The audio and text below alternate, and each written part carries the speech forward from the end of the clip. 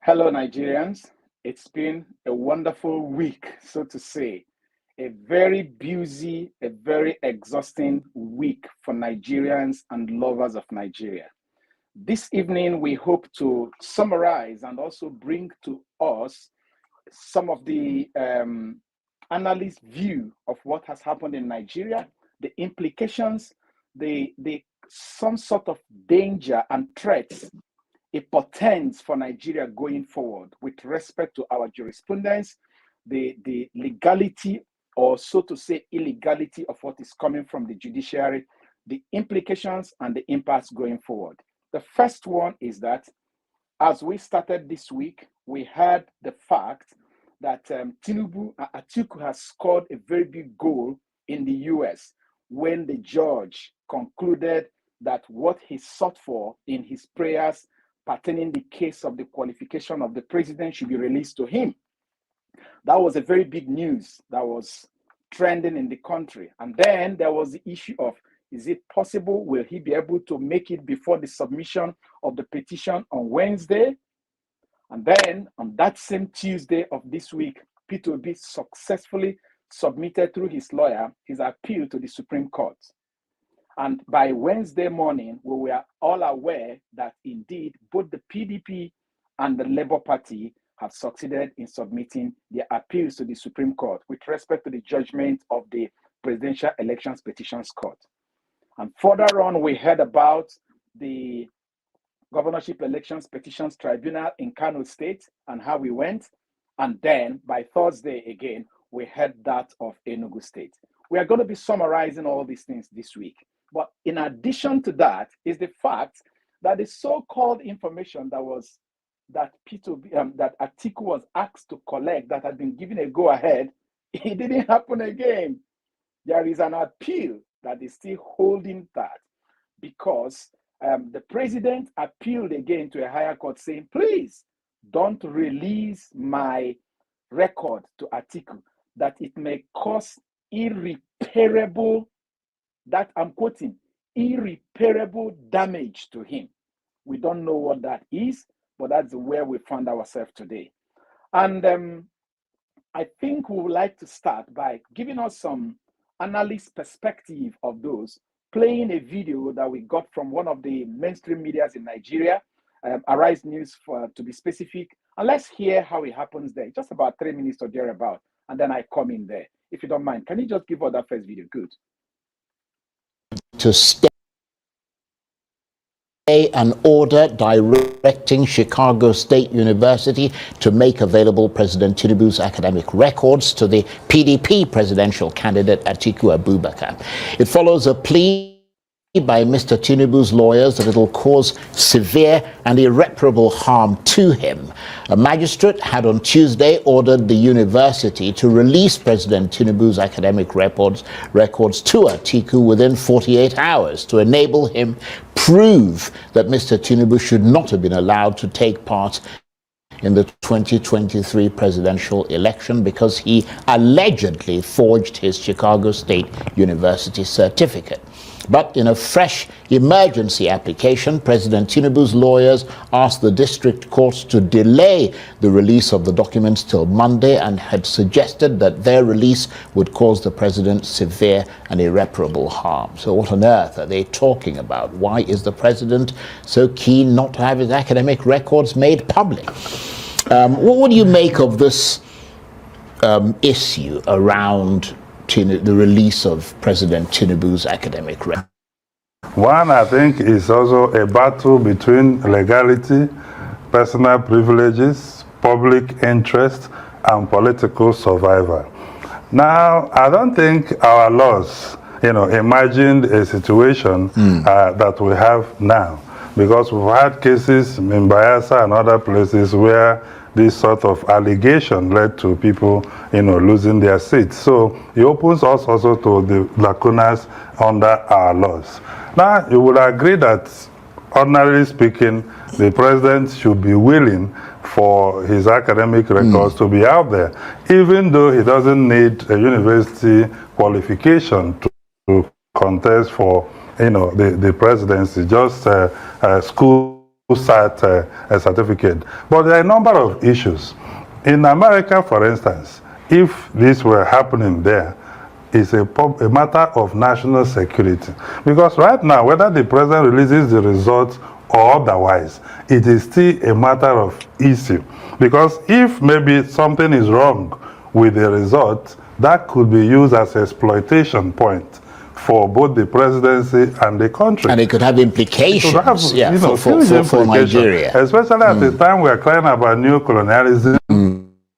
And this happens, then a lot will go in. Then also, if the president decides to release it, but right now that he's making a plea that is going to come and cause an irreparable harm to him, that is also a pointer that I think our last guest mentioned that we can only wait till Monday to ascertain the level of irreparable harm, which is the point I made about political survival. Because right now, the person that is challenging him is on the point of qualification and not the vote that he has garnered. Because if something is wrong, his 8-point-something million votes will simply go down, the drain. So I think he's fighting for political survival, but it speaks to the kind of challenge we have with our leadership recruitment process. You could imagine that a party interrogated this certificate, certified the president to be fit to run. The same certificate we are talking about now has been presented to INEC under oath, right?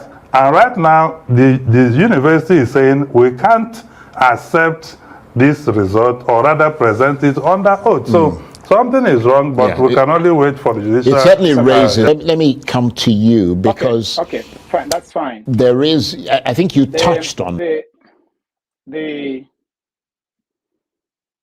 we've heard it. I told us we're going to just take it very simple this evening. Number one is, let's start from those analyses there. Somebody said, don't release something to my opponent because it will cause me severe and irreparable damage. What is this severe and irreparable damage? First and foremost, let me take us back to the whole situation. To start with, what was released to Enahoro Eba by Chicago State University showed that the person, the Bola A. Tinubu, that was admitted as a student by the Chicago State University is, number one, a female, and number two, a Black American. So the person is a citizen of America, and secondly, happens to be a female. We do know that our president's name is Bola A. Tinubu. We do know also that he is a male. And we do know also that he filled in his Form EC-9 that he has never held the citizenship of any other country. Could that be the irreparable damage? We do not know. Secondly, as highlighted by the analyst in this particular video clip, it's a matter of national security. Because if there is a situation that will make another country to exploit us, for instance, if for any reason he's able to play ball with these countries and cut a deal with them and say, don't release this, I'm going to be at your beck and call, that is a disadvantage to us as a country. And thirdly, as he mentioned, we do know that APC lost their governorship position in February 2020 simply because of what? There are inconsistencies in the name and qualification of the deputy governor. So the question we need to ask ourselves is this: so far, haven't we seen inconsistencies?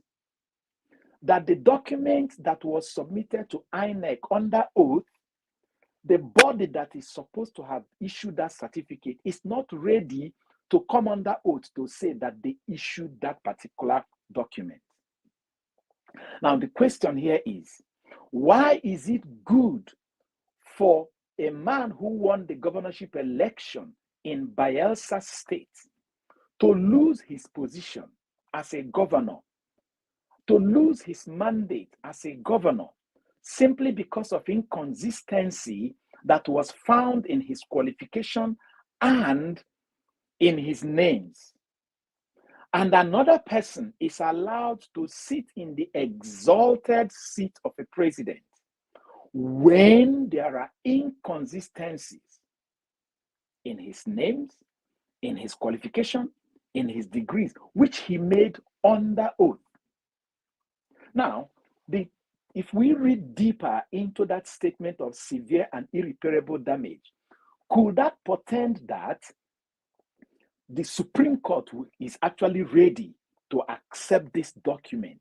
Because remember, Mike Enahoro Eba had initially been summoned under subpoena and he tendered all these documents. Could that mean that the Supreme Court is ready? And this idea of trying to push it forward, is it to technically render it impossible for Atiku to lay hands on it and submit it to the Supreme Court? That's why I think that there are more challenges Nigerians are facing because a few people want their interests to be protected. Secondly, why is someone not willing to submit something that will exonerate him?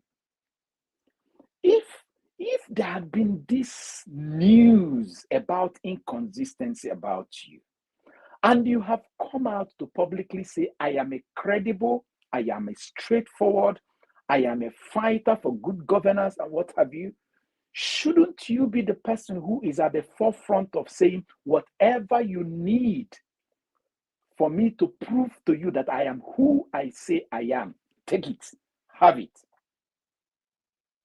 Does that not suggest to us Nigerians that if someone is trying to suppress something that should exonerate him, then indeed there is something very deep in that particular information that he's trying to suppress? Madam, I don't know if you have anything to add to this before we move on to the next. So just come in.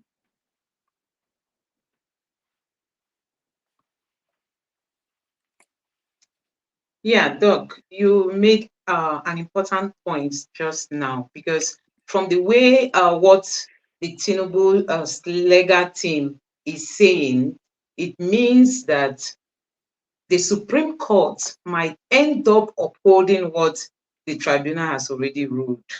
Because their challenge now is just to stop the US from releasing this document.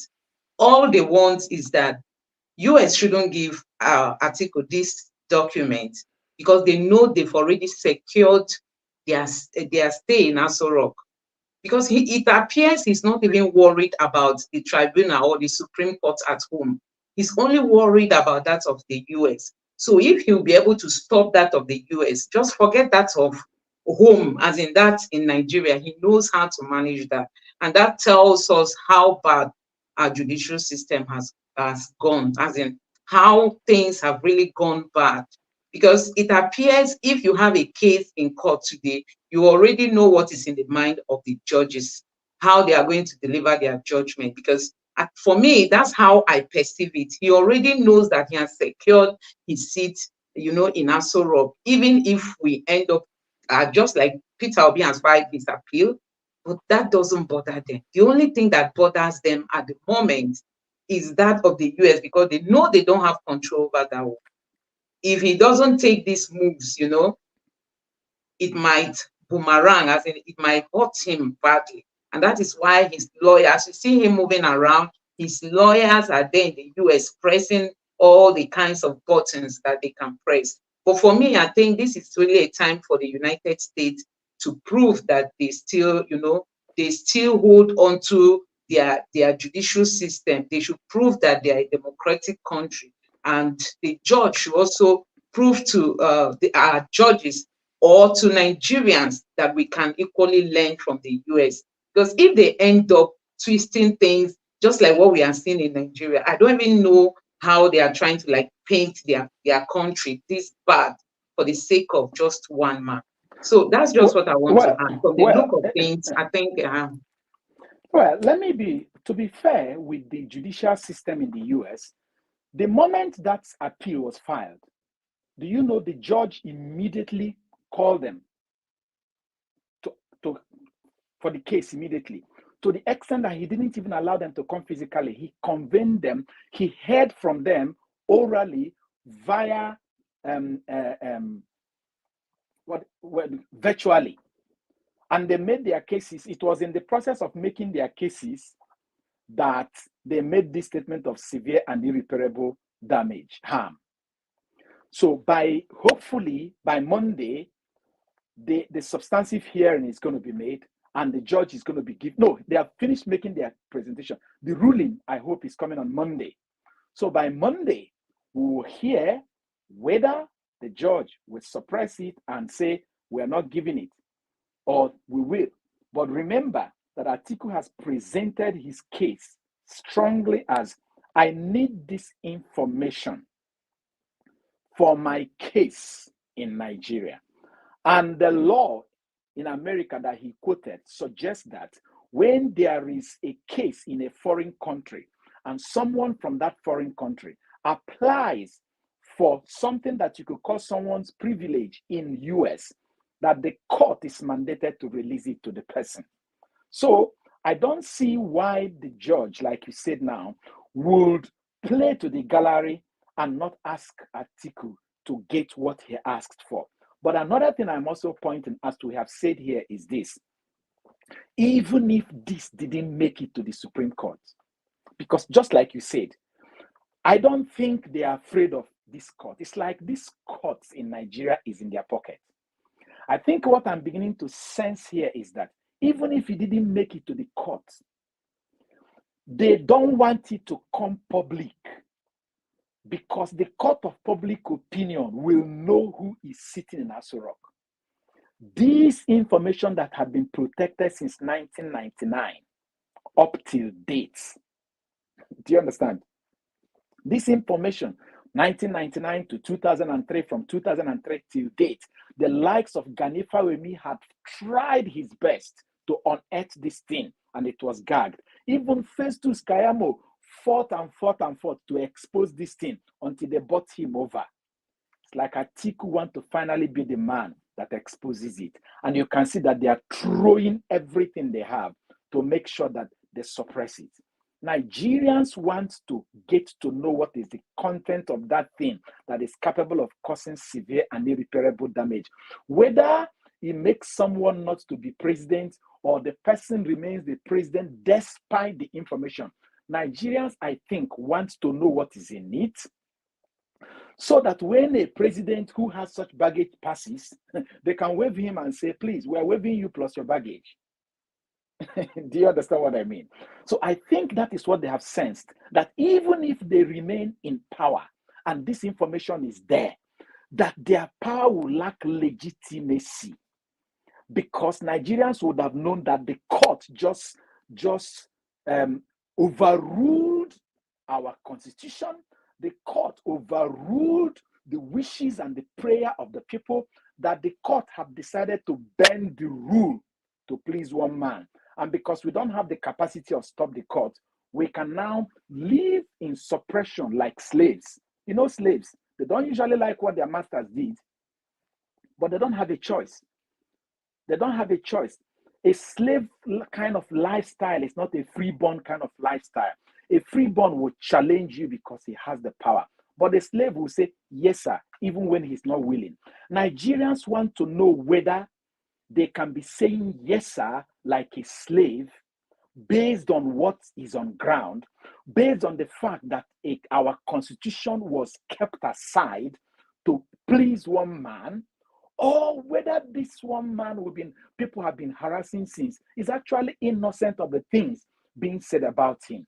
Even though there is a very big question mark now, considering the fact that someone who is supposed to be in the forefront to say, this is me, I have nothing to hide. He's trying to protect the single information that should exonerate him.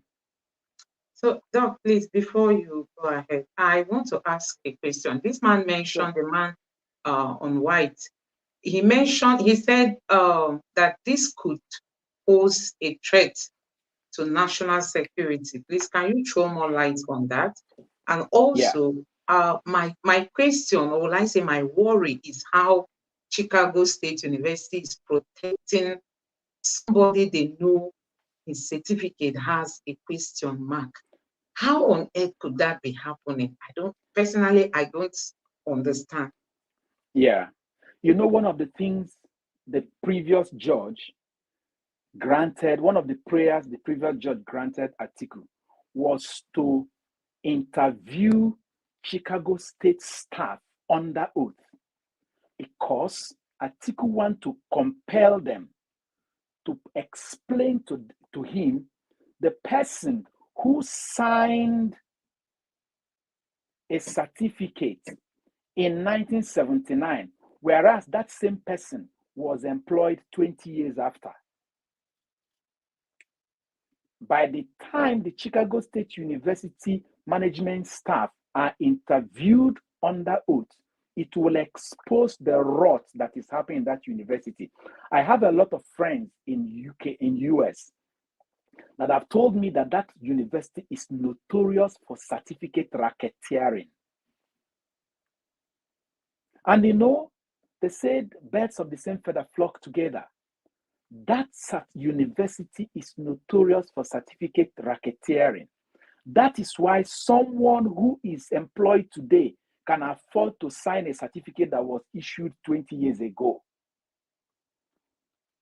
And Atiku is trying to do damage to that university. That's why no staff of that university want to say anything under oath, because it could cost them their job, because it could land them in jail, because that school can be exposed beyond irreparable fashion.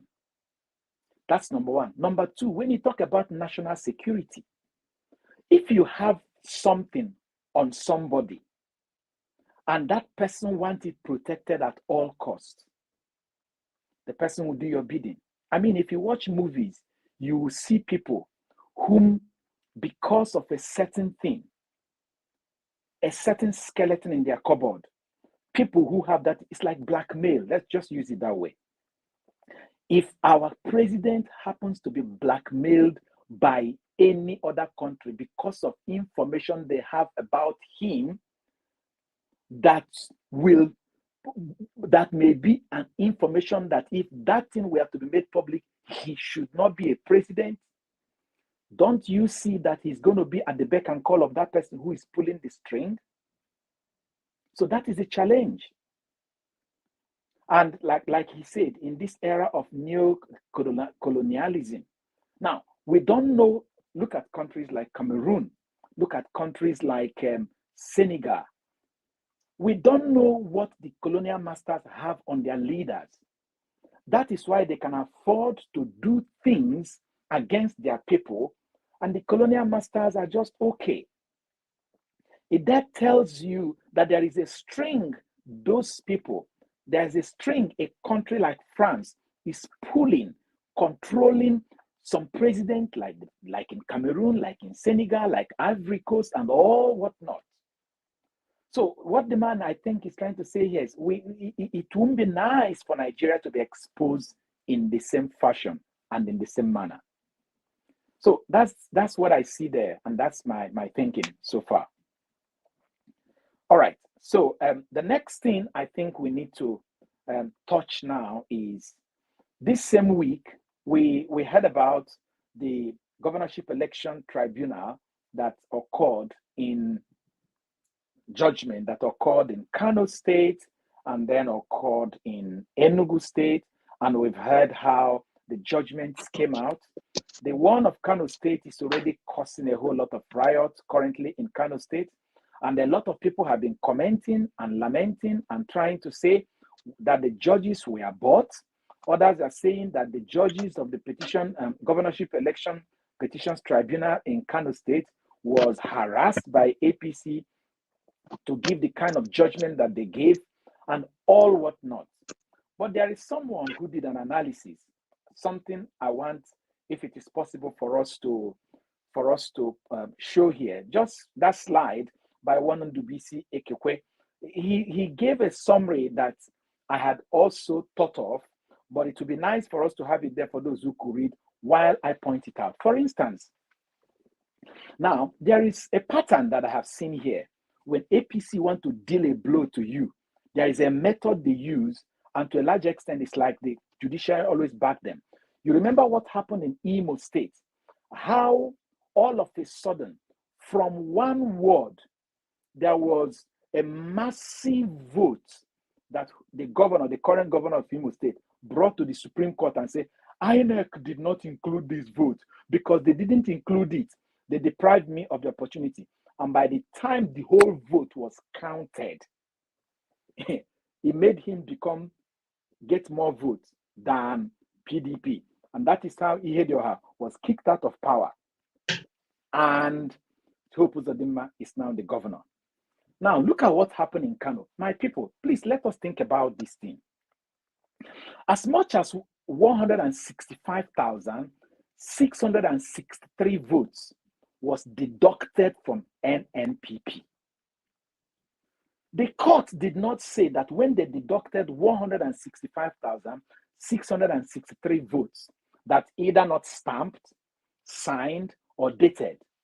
They did not tell us anyone that was deducted from APC, anyone that they deducted from any other party, APC, PDP, SDP, and even Labour Party. Remember that PDP participated in the Kano State election. Remember that SDP participated in the Kano State election. Remember that Labour Party participated in the Kano State election. Now, is it possible, my fellow Nigerians, that out of that 165,000 plus, that it was only NNPP that was voted? Because the court did not say that when they deducted that invalid 165,000 plus votes, they did not even mention that the vote of APC dropped by 1 vote. They did not mention that the vote of PDP dropped by 1 vote. They did not mention that the vote of Labour Party or SDP dropped by 1 vote. If you read the judgment, it simply says, even the APC lawyer simply said it, that 165,000 plus votes was brought to the court that was not stamped, that was not dated or signed, and that vote was deducted from NNPP. So the question Nigerians we need to ask ourselves is this: is it possible that as big, as much as 165,000 votes, which were invalid ballot papers, became invalid, held by INEC, and they voted only 1 party? Think about that. It is important that Nigerians think about that. APC did it in Imo State and they got away with it. And that is why they are trying it again in Kano State. And that is why we are trying to say that when we allow crimes like this to be sustained, it emboldens the perpetrators to do it again and do it again and do it again. We may not have time to even talk more of what happened in Enugu State. When we have seen that judges after judges, even in the so-called election petition tribunals, have been disqualifying people for certificate forgery. But Enugu State Tribunal decided that this time around, they will not disqualify anybody for NYSC certificate forgery because according to their word, it is not a qualification to become a governor. But the court had firmly said I'm waiting, Nigerians. I am waiting to see what the appeal court will say, because this appeal court have already held it before, that whether the certificate qualifies you or it does not qualify you, provided it is forged, it will disqualify you. I'm saying this today so that we Nigerians, we can keep our ears open and keep our eyes open and watch what will come from the appeal court. If they endorse what this tribunal has said, then Nigeria is completely finished. Because it means that these judges and these courts can be doing cherry picking. When they like you, they invoke this law. If they don't like you, they drop it. Because Supreme Court, appeal court, times without number, have nullified people's qualification simply because the certificate they tendered was not issued. This is a case that even the Director General of NYSC said before the whole world that the governor came to him and that they told him, this certificate you're parading, we did not issue it to you. A law firm extracted a certified true copy from INEC, what was submitted, and these judges upheld the fact that that certificate does not qualify him. That as long as school certification, school cert is what qualifies him, that this person is overqualified, having gotten masters, having gotten honorary doctorate degree, and gotten university degree, and gotten a law degree. But the person submitted a certificate that is forged. So this is the first tribunal we are hearing that can now discountenance the impact of forgery, because it is not a the certificate that was forged is not a qualifying certificate. Whereas the appellate court that is above that level of court have held times without number that it does not matter whether the certificate qualifies you or not. As long as it is forged, it can terminate your opportunities. So this is like an alarm we are raising.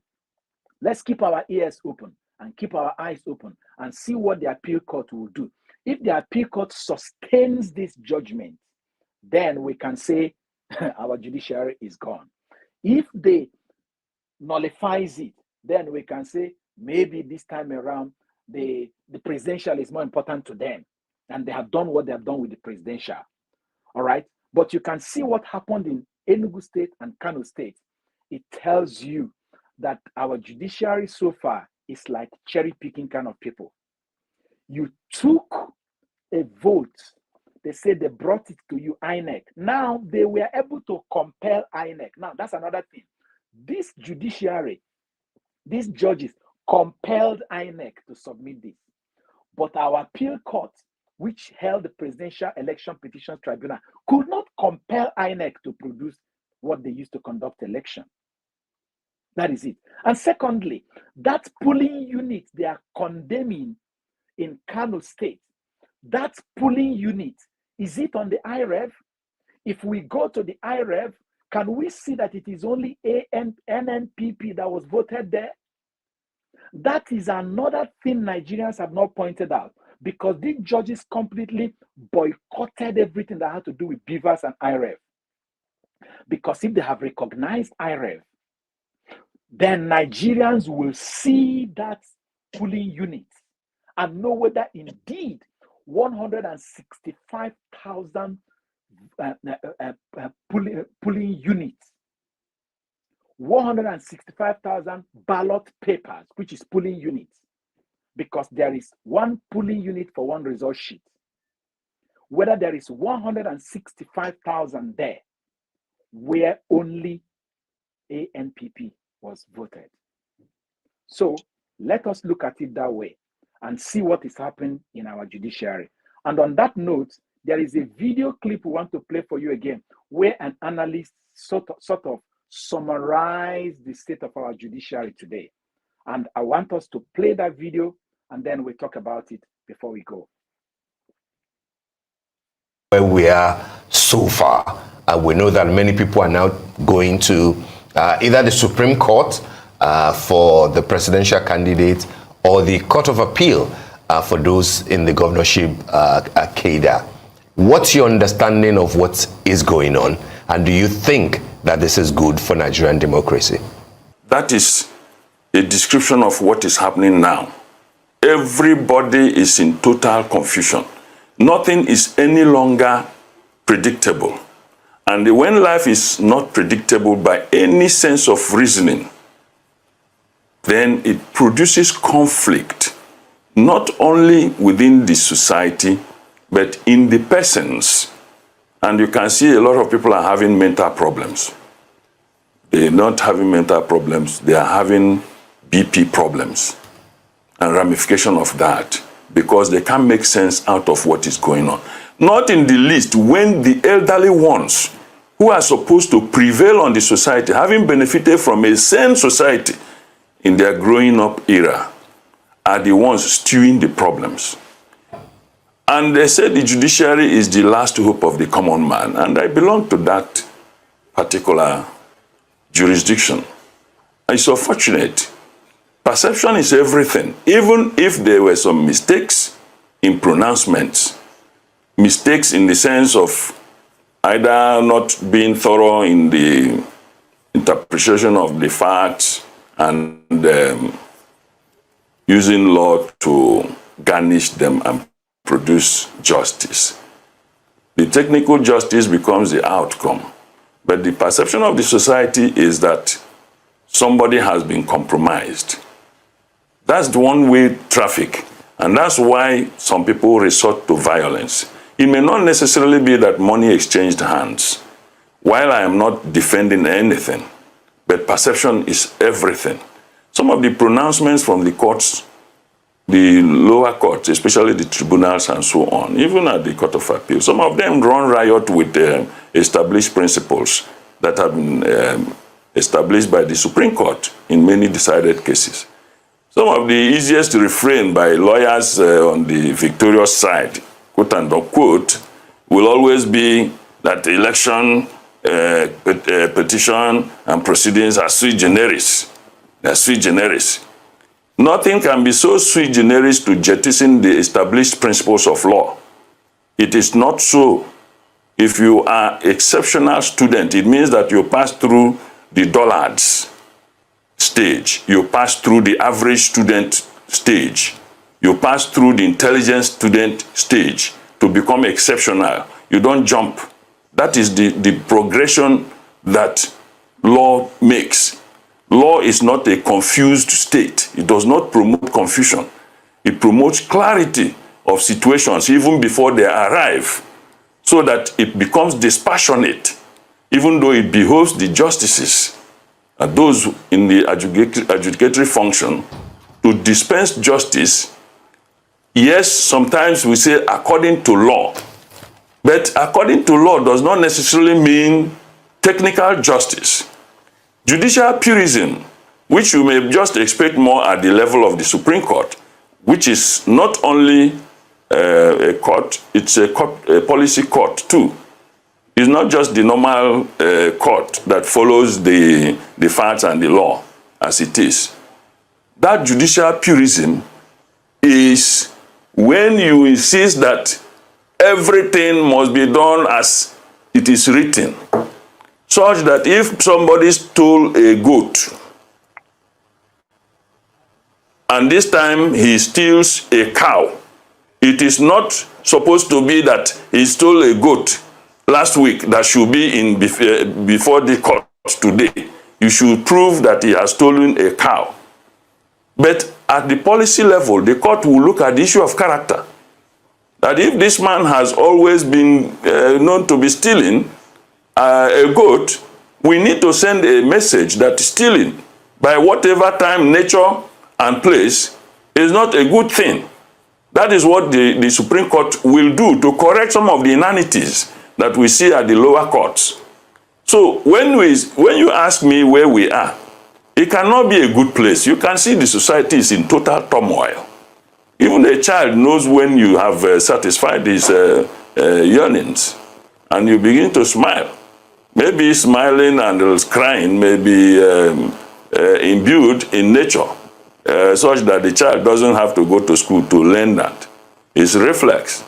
But he certainly knows, you see from the demeanor, how happy a child is. So Nigerians are not smiling at all. And the politicians have perfected this process, because when you steal goat and you are not punished, you will steal cow. And the next time you steal the truck to cut away a cow. That's true. Some argue that the emphasis on technicalities can't. Let's stop it here. I mean, it's a long process, but he's made the point here, as you can see. He's made the point, number one, Nigerians are not happy. The expressions of Nigeria shows that they are disappointed. The Supreme Court, as the highest court of the land, is reposed with the responsibility of correcting these rascalities that are going on, both in the appeal court and in the high court. But if peradventure the Supreme Court decides to tow along, I don't know what it portends for us as a country, because indeed what it is leading to is like the winner takes it all. If you have what it takes, it's like Animal Farm, where you have the more power, you grab, you slaughter anything that is below your ability. Because think about it.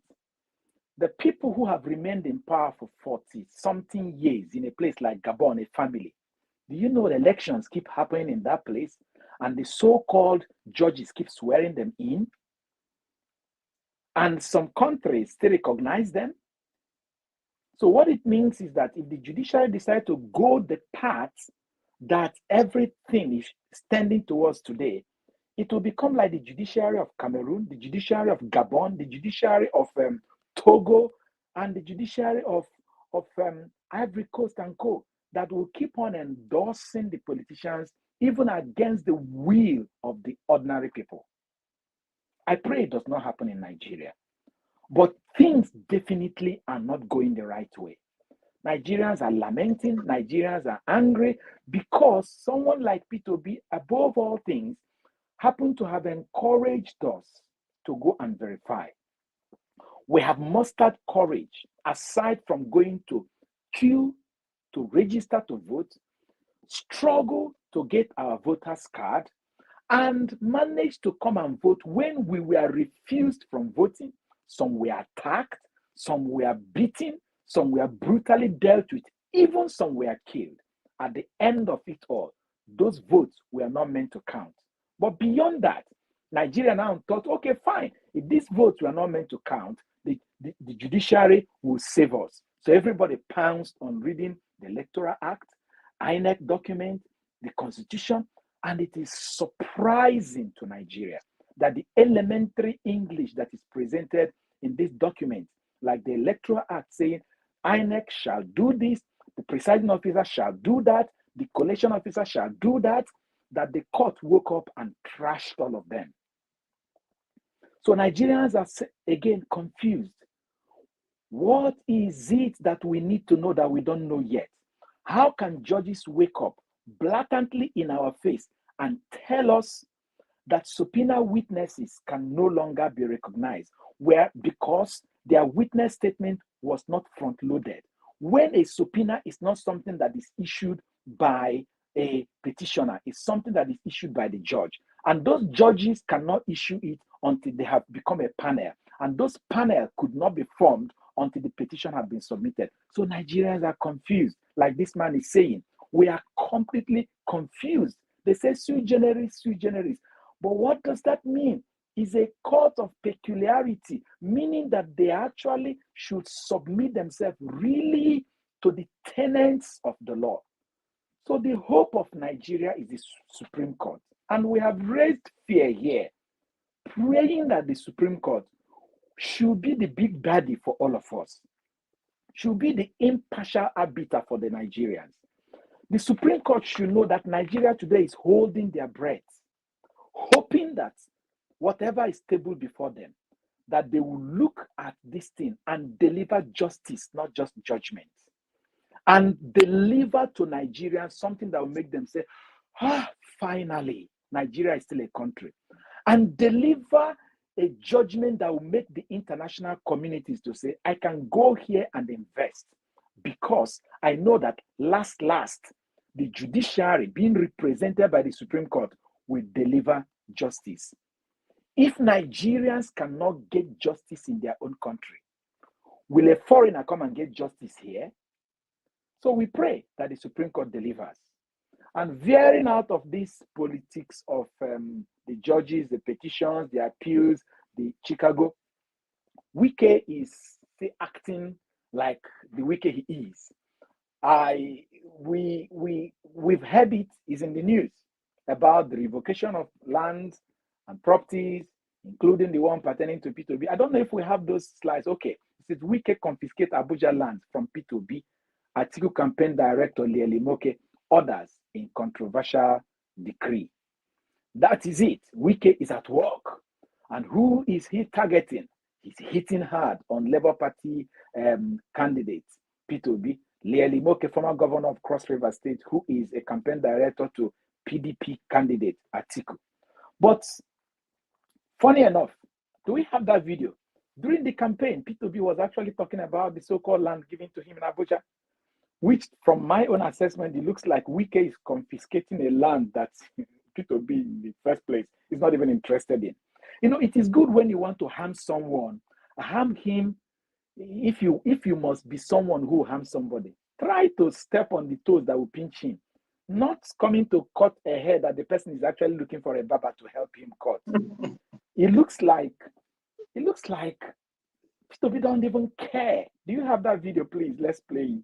I don't know if we have that video. Okay. There was a video where during the campaign, Peterobi was talking about a land that was given to him in Abuja before 2019, when the current governor of Bauchi State was the Minister of Federal Capital under who?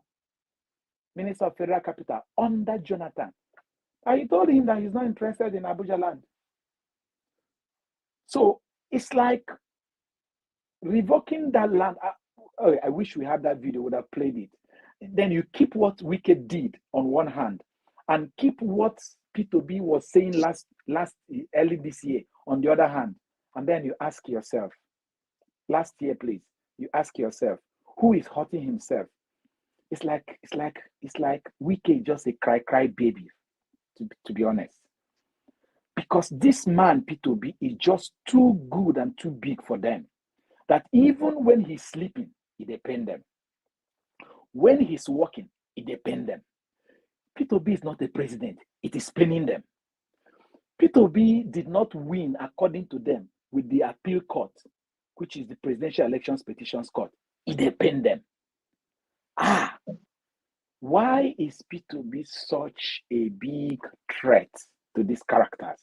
Why is his existence a threat to them? I don't know. It can only be because Peterobi is a politician of a different breed. He's not their type. They are envious of him. Have you ever find yourself maybe when you're in school and you're well behaved and every other person in your class turned against you because you always wear the normal school uniform, you always come to school on time, you always go to assembly, and then the bad ones in the class are saying, Mr. Good Girl, Mr. Good Boy, or Mrs. Good Girl, every time you want to impress, you want to show the form teacher that you're this, you want to show the principal that you're this, and begin to pick offense on you because of your good character. Did you remember those things? Did it happen when you're in secondary school? That's what they are doing with Peterobi. They are picking on him because they can't find anything on him. They can't find the corruption they are involved in him. They can't find breaking of the law on him. They can't find it. Let me borrow our lingua in Nigeria, the chua method of their doing things on him. And that is why the simplicity he exudes, the friendliness, the people's support he's getting, they have the power, they have the convoy, they have the control. Yet, Peterobi, who is not a president, mere passing the airport, gives people a fresh air to breathe. It's hurting them. Like he sang, as he dey sweet us, he dey pain them. It's like as he dey sweet Peterobi in his simple life, he dey pain them. He dey pain them. So on that note, that's where we draw it to a close this night. I don't know if you have anything to say to our people before we go, but we just thought to summarize the week for us. Thank you. You've said it all. I just want to say that for Nigeria to be rescued, it all depends on our judiciary. Our judiciary is the only body that can stop the kind of corruption we have in Nigeria, that can stop the kind of, the kind of boldness that we see in our politicians. I don't know if you listened to what Mr. Falana said on Arise TV today. He said even those of them that committed very strong election offenses, they've all been let go. He mentioned one of them from Rivers State who was caught with dollars, if we can still remember. He said all these people have been let go. Why? Because as security agents, the courts, nobody is there to punish them. INEC has not been given that power. INEC is supposed to have that power. But as it stands now, INEC does not have that power. But you can see that even if they take them to court, we have stronger hands that will go to speak to the judges and they will just let all these people go. We can't even fix a country, going this way. We can't have a better place. The president went to the United States asking Nigerians to come home to invest. They should come back to Nigeria. My people, if you come back to Nigeria, where are you going to live? Is it in Lagos, where we are talking about all this Agbero? Look at how this boy was just killed. Are you going to the north? Have you not heard that in Zamfara, bandits went to a female hostel and kidnapped more than 20 of them? Children that their parents sent to school to go and learn so that they can have a better future. Bandits came into their hostel, meaning that upon all the things that have been happening in the north, they didn't even make any attempt to secure some of these hostels, since they know that these people, these bad people in the bush, they have that tendency of just, going into schools and picking up children, especially female children. So this is the kind of country we have today. We've all seen what has been happening in Plateau State in terms of the killing, in Benue State in terms of the killing. When you go to the southeast, you see since Hope Uzodinma became the governor of Imo State has become something else. So he went there to be telling Nigerians to come back home. You ask yourself, where is the home? Where is the home? And now we want our judiciary to stand up to the occasion to rescue Nigeria from collapsing. Now they are influencing the judges, telling them what to do and what not to do. Look at what happened in Kano State. So we must keep speaking. We must keep speaking. I really want to appreciate you guys who always, you spare yourself time to come here, to join us, to also listen to us. We don't take that for granted. I really want to say a very big thank you for always coming to this platform to listen to us speak. It's good. We are sharing our thoughts. We are sharing our mind. At least we are reminding them that we've read the Electoral Act. We know at least some sections of the Constitution. So each time they rule and they rule wrongly, Nigerians will know, because all this while, since Peter Obi came into this race, we've been trying to educate ourselves. And I tell you, that is going to really help us going forward in the future. So guys, I want to say thank you very much for joining us today. Please do wait to also join us tomorrow again. Support this channel by subscribing and turning on the notification bell, and give this video a like so that YouTube can recommend it to others for them to watch. So thank you very much, and God bless you. Good night. Doc, thank you for all Good your night, all. contribution. Yeah, see you guys tomorrow. Bye. Good night. Yeah. Bye. Thanks.